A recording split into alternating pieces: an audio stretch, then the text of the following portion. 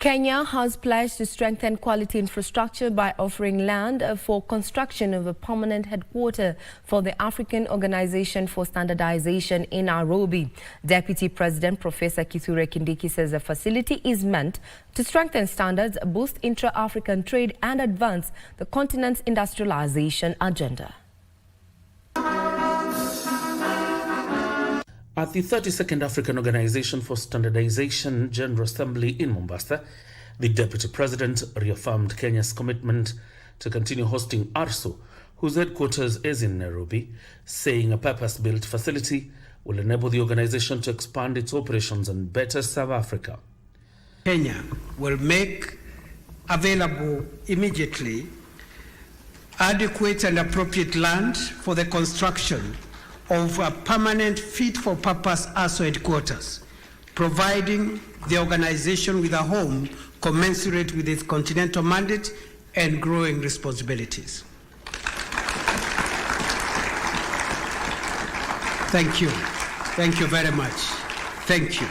This is going to be Kenya's investment in the institutional future of African standardization. Kenya will also host the International Organization for Standardization (ARSO) annual meeting in 2028, positioning the country as a key player in shaping global quality standards. Professor Kindiki challenged delegates at the 5-day General Assembly to develop a strategy that accelerates harmonized standards across Africa. Standards are not simply a measure of quality, they are an instrument of transformation.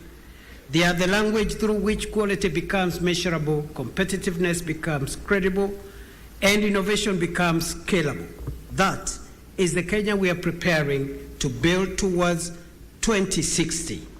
And that is the Africa we want by 2063. He hailed the Kigali Agreement signed last year, saying a single test and certificate recognized across Africa would eliminate costly duplication and unlock the full potential of the African Continental Free Trade Area. The African Continental Free Trade Area, in which context we are harmonizing the African standards, has a huge market, 1.4 billion people, an economy, combined GDP of 3.4 trillion US dollars, which is an open door for prosperity and economic sovereignty for Africa. You just need to sell your item to one African and you become a billionaire. The 32nd ARSO General Assembly has brought together delegates from 44 African countries to deliberate on strengthening standards as the catalyst for intra-African trade and industrialization. A product should not lose the credibility it has earned simply because it has closed the border. And a competent laboratory should not have to start from zero every time its results close into another jurisdiction. A manufacturer should not have to repeatedly prove the same conformity to different authorities when the technical basis of that conformity is already trusted. And when we achieve this, the certificate stops being a document, it becomes the passport for trade. I think we have been looking at how SMEs start small, finally grow beyond the country, into the region and over.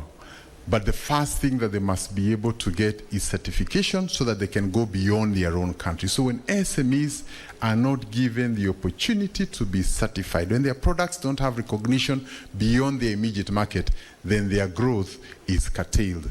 And therefore, Your Excellency and delegates herein present, this conversation must also be how we can increase the survival rate of our SMEs.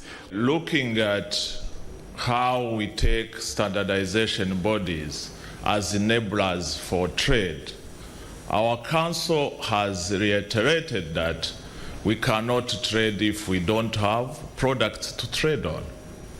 And now the main focus will be also helping the industry to get product to trade on.